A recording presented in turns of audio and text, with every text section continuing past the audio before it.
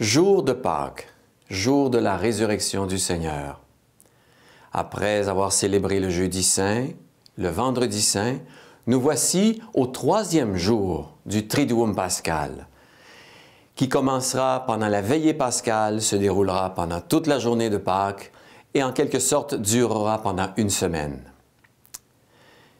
Ce grand mystère est le fondement de notre foi.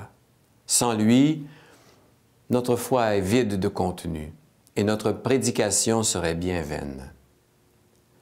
Mais encore, ce mystère est trop grand pour nous.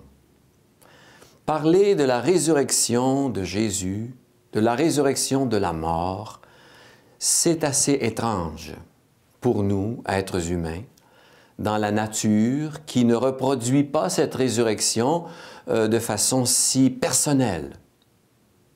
Alors, pour entrer dans ce mystère, il me semble que les apôtres sont les témoins et les personnes références les plus évocatrices de la transformation, de la vie nouvelle dans laquelle le Christ nous fait entrer.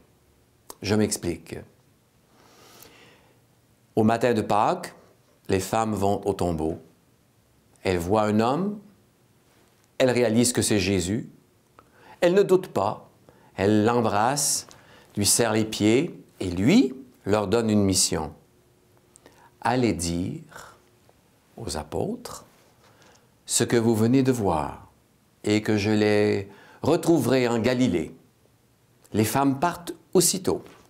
Elles sont en mission. Cependant, les apôtres sont encore tout entiers plongés dans le drame de la passion. Ils ont peur, ils craignent pour leur vie avec raison.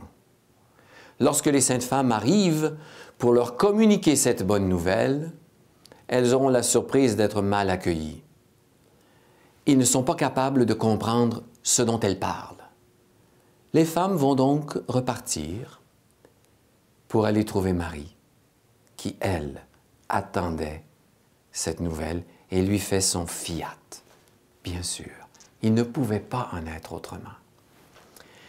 Très bien, Marie, allons voir les apôtres. Les apôtres, voyant arriver Marie, comprennent que si la mère croit en la résurrection, eux, comment pourraient-ils douter? Et petit à petit, la parole de Dieu leur revient, l'Esprit Saint entre en eux et ils sont complètement transformés par leur oui à la résurrection. Ils deviendront des hommes de feu, annonçant partout, et même au temple, où les grands prêtres sont là, les arrêteront, peu importe, rien ne peut plus les arrêter. Cette transformation des apôtres au Cénacle m'apparaît le plus bel exemple de la puissance de la résurrection en nous. Nous traversons des épreuves, des drames, des échecs, des morts aussi. Eh bien, lorsque nous sommes des croyants, c'est le Christ lui-même, avec l'intercession de la Vierge Marie, je crois, qui est notre mère et qui vient vers nous pour nous ouvrir à cette nouvelle de la résurrection. Je crois qu'il faut bien se dire que la mission n'est pas seulement aux apôtres, mais à nous tous. Nous avons chacun nos vocations, notre rôle dans ce monde, dans la société, dans nos familles. Mais nous sommes des personnes transformées par la foi. C'est cela que nous célébrons à Pâques. Et aussi, ce Christ glorieux, eh bien, c'est le Christ qui annonce notre propre résurrection pour l'éternité. Bonne et joyeuse fête de Pâques.